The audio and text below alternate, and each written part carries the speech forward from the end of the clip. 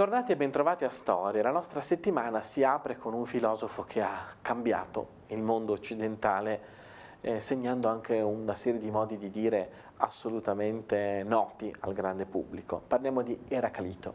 Eraclito è un filosofo che vive appunto nel V secolo, vive in un momento in cui in Grecia ci si pone una domanda essenziale.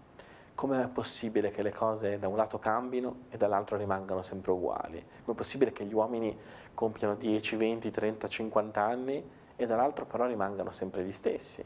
Come è possibile tenere insieme la molteplicità, il cambiamento con l'unità, col permanere? Eraclito parte nella sua filosofia da una considerazione semplicissima.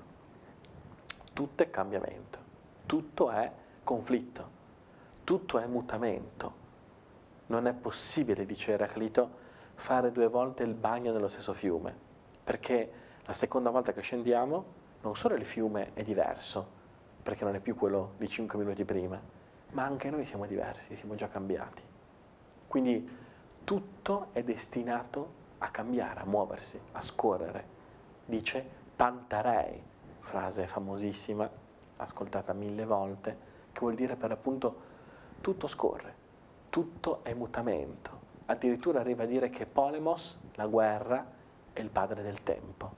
La guerra è il padre che genera il tempo, che genera le cose. Tutte le cose nascono dalla guerra, nascono dal mutamento, nascono dal conflitto. Eraclito, in qualche modo un po' provocatoriamente, forse anche un po' esagerando, ci mette di fronte al fatto che non esiste nell'esperienza umana la pace, ma anzi tutto quello che va avanti per separazione, per conflitto. Pensate soltanto quando una persona nasce. Quando una persona nasce non nasce nella pace, nasce attraverso un procedimento anche molto doloroso che si conclude con una separazione netta, il taglio del cordone ombelicale e la necessità che questa persona impari subito a respirare e a muoversi da sola. Ecco, Eraclito dice, questa è la realtà. La realtà è che tutto scorre, tutto cambia, noi vogliamo la pace, però tutto è soggetto costantemente a un mutamento. E finché noi non stiamo di fronte a questo mutamento, non siamo veramente uomini. Quindi sarà interessante vedere che cosa c'è per Eraclito dietro questo mutamento. Lo vediamo qui, lo vediamo domani, sempre a Storia.